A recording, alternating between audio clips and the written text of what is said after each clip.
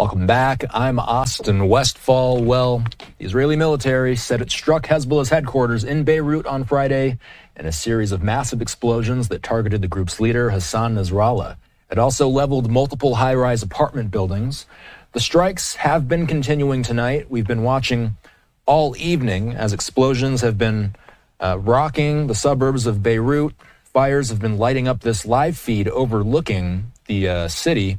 This video that you're looking at was taken within the past hour or two. Let's go to a live image right now. Still some smoke, some haze in the skies. The sun going to be rising shortly here. I do want to bring in Behnam Ben Taleblu. He's a senior fellow with the Foundation for the Defense of Democracies. He's standing by. Behnam, as always, we appreciate you coming on. I just want to start off. The big question that we've been asking ourselves so often is there a possibility of some sort of wider war breaking out? My question for you tonight is a little bit different. Is Hezbollah even capable of a wider war at this point? Has Israel cut the head off of the snake? Pleasure to be with you, Austin. It's an excellent question. I could have sworn you were going in the opposite direction rather than talking about a potentially widening war. Could we be seeing the kind of escalation necessary to force a de-escalation by an adversary that is going to have to choose between saving face and losing its head even further than it already has? That is, I think, a real question that what's left of Lebanese Hezbollah's command and control, with or without Hassan Nasrallah, the Secretary General of that organization, which the Islamic Revolutionary Guard Corps has reared and trained and politically and materially and financially supported for decades now. That is one legitimate open line of questioning. But as to a potential widening war, that depends on the real head of the snake, and that is the patron of this proxy, the Islamic Republic of Iran. Lest we forget, Hezbollah was always designed to be perhaps not a pawn, but a higher level chess piece, a rook, a knight, dare I even say a queen, to be sacrificed at the right moment. The momentum the Israelis have now is that they've taken away time, that ability of the Islamic Republic's regional architecture of terrorism to choose the time, and they've reset the clock through escalation. So if indeed it is confirmed that the Secretary General of Lebanese Hezbollah, Hassan Nasrallah, has been killed in this strike, the answer to your question will be it depends on a great deal of what's left of that mid-tier command and control, potentially, politically, even that missile-level command and control, what opinion they have about their control of the arsenal. Would they see this as an existential situation, a use it or lose it situation, or would they wait and bide their time, not confirm the death of Nasrallah, get Israel to lean in even further, perhaps to lean in with its chin with a ground invasion, and then there try to politically gain back what otherwise seems to be a clear Israeli military victory? You know, I woke up this morning to the news that the IDF had targeted Nasrallah. We still don't have confirmation that he has been killed. We also don't have proof of life at this point. Why is this taking so long? It's taking so long for several reasons. One, of course, is intelligence reasons. The second, of course, is the veracity of local sources on the ground. The Lebanese Hezbollah has great incentives to not have to confirm the life or the death. This kind of waiting period goes a great deal for them and makes the best of a very, very bad situation for them. The third is the nature of the attack. When you look at the way the buildings have collapsed, at least in terms of the videos that you have and the videos that we've seen on other major mainstream media organizations, and even the videos folks can find on social media right now, those were devastating strikes that collapsed not just one building, but several buildings in the area. So it might be hard to even identify what you could say would be the full corpse of an individual like Hassan Nasrallah, let alone being able to do the right kind of DNA and other kind of forensics testing to give you 100% confirmation. This is something where it would be really premature to take a victory lap. Certainly, Israeli military strength is on display today, but right now, whether you have the Lebanese state or Lebanese Hezbollah confirm the killing of Nasrallah and indeed the death of Nasrallah, anything shy of those sources coming out and saying it would be a premature victory lap. So does it seem that Israel is trying to bring an end to Hezbollah? They're trying to completely end the organization with all this activity that we've seen over the past week or two. We've seen them taking out rocket launchers, heads of Hezbollah, pagers exploding. There's been so much going on. Does it seem like they're trying to bring an end to this group? I certainly think after 10/7, the Israelis have moved from problem managers to problem solvers. But I still think, in all honesty, these folks are still trying to solve the problem on Israel's northern border. The IDF, the IAF, the intelligence services of the Jewish state, they are trying to solve that problem and bring back their displaced 60,000 to 80,000 internally displaced persons, plus, of course, get Lebanese Hezbollah to disconnect the dots between the northern war and the southern war, meaning the Gaza war. So to that sense, I don't think this was a regime change operation. This was a series of blows of increasing lethality and ferocity and even boldness by Israel. When you look at the beeper attack, then the walkie-talkie attack, then the targeting of the drone command and the air command of Lebanese Hezbollah, then the massive strikes against the arms depots, and now the strike against the headquarters of the Secretary General of this organization itself.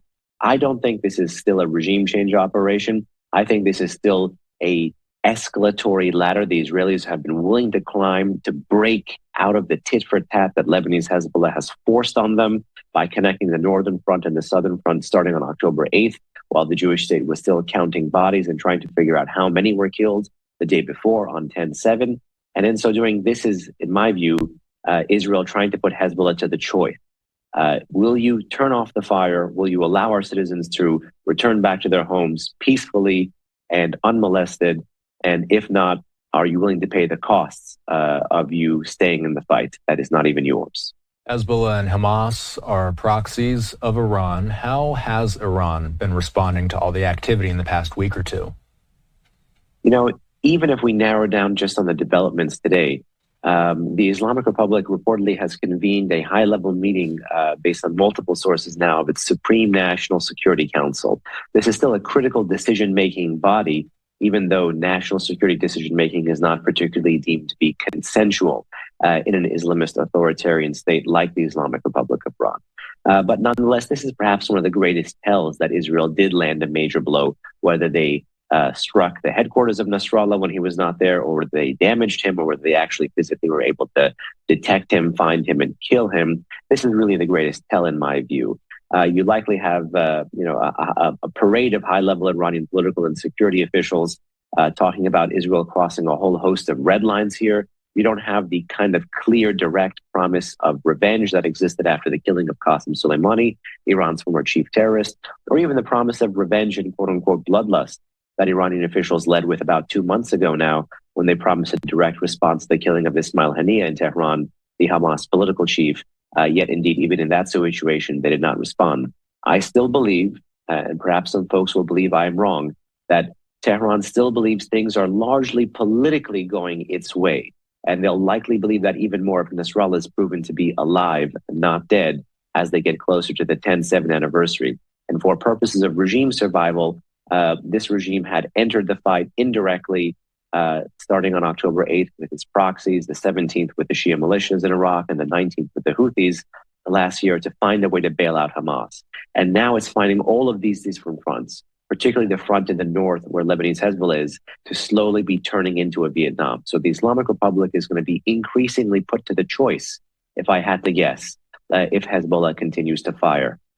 Our live look at the Beirut metro right now, and I don't know if you caught that, Behnam, but we just saw an explosion on the right side of our screen. Right, I just saw a flash, yes, sir. You see the orange glow. What do we know about what the IDF is up to tonight? Well, while all the headlines, while all the focus is indeed on striking Hassan Nasrallah, trying to figure out if this terrorist is dead or alive, the Israelis have a military mission in the north. And that military mission is to continue to gut the political and military leadership of this terrorist entity known as Lebanese Hezbollah, while also being able to target through pinprick strikes the locations where launch material, as well as military material like drones, like precision-guided munitions, like rockets to include longer-range rockets, as well as rockets that are being retrofitted to basically serve as ballistic missiles. A ballistic missile which Lebanese Hezbollah fired for the first time in its history just a few days ago directly at Israel. They have a military campaign that is designed to defang and disarm Hezbollah and to increasingly raise the cost of Hezbollah remaining in the fight. And I think you're likely to see a few more flashes in the coming hours. I want to ask a bigger picture question. You're an expert on Iranian security and political issues. How strong are Iran and its proxies at this point? Hamas has been degraded. Hezbollah has been degraded. The Houthis are still causing headaches in the Red Sea. I'll get to that in a moment. But how much progress has Israel made in the past year to hit these terrorist groups where it hurts? Israel has made immense military progress. Where I remain skeptical is where they have not been able to translate a military win into a political win. When you look at the architecture of the Middle East, zooming out from the Levant, from Israel's south and Israel's north, zooming out of that area, you still have an architecture of failed states that benefits a political order that is closer to the Islamic Republic of Iran than to Israel or even to America, for that matter. You've had this regime, this world's foremost state sponsor of terrorism in Tehran, be able to accomplish political aims as early as October 8th. To delay normalization between Israel and Saudi Arabia, to introduce more transaction costs between the Arab states and America, to be able to selectively bear its fangs and not have to pay a price. While the Americans have not been keen on connecting the dots and going after the head of the snake, the operation that we saw just a few hours ago by the Israelis, in my view, is proof positive that they put aside some of these grievances and engaged a willingness to engage in bolder action, entertained, I should say, a willingness to engage in bolder action, and to be able to go after some of the strongest elements, perhaps one would even say the crown jewel of Iran's terrorist architecture. Make no mistake, I think the regime is reeling. I think they're angry. The question is, how will they respond? I still believe Hezbollah is an entity, perhaps, again, not a pawn, but again, a higher level chess piece to be sacrificed at the right time.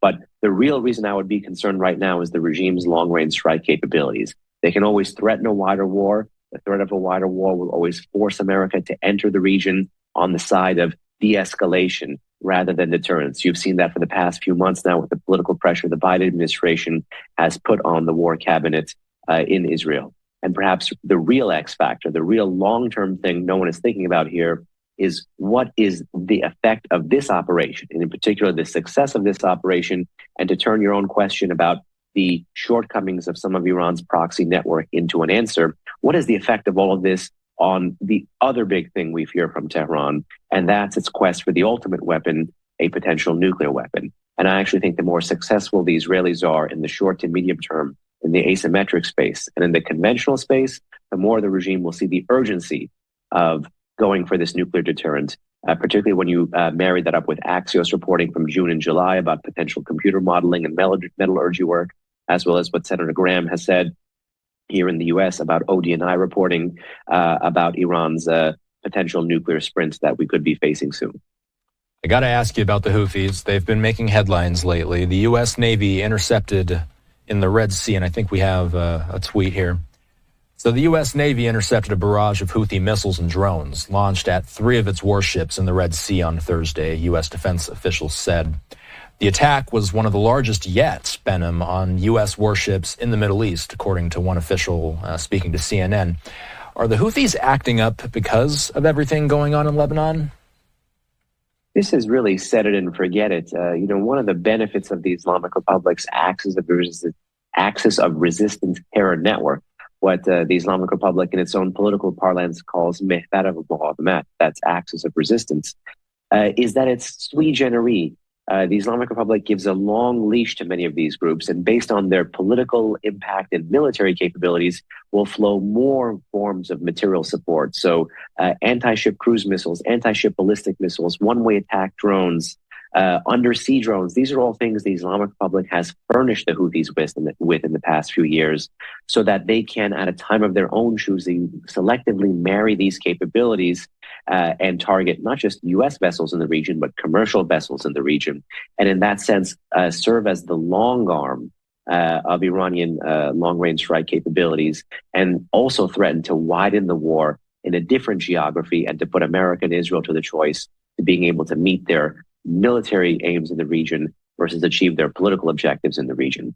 And in this sense, the Houthis, in my view, despite the successes in terms of deterrence by denial, by the architecture that the U.S. has in the region, whether that's interconnected air and missile defenses or the ships that it has in the Red Sea and in the Eastern Mediterranean and in the Persian Gulf that do things like tracking, detecting, and destroying the whole host of unmanned aerial threats the Islamic Republic and its proxies possess and launch, until the U.S. moves towards a deterrence by punishment architecture, meaning to threaten more than the projectile that these proxies fire. These proxies will continue to fire, again, cruise missiles, ballistic missiles, drones, anti-ship projectiles at these commercial vessels, and even indeed at U.S. military vessels, because they know they're not going to pay a higher cost than firing what they have already dispensed with. We'll leave it there for now. As always, the informative Behnam Ben Taleblu joining us. We appreciate your time. We'll be keeping in touch. It's very likely that we have a busy weekend ahead. Have a good rest of your night. Thank you, sir.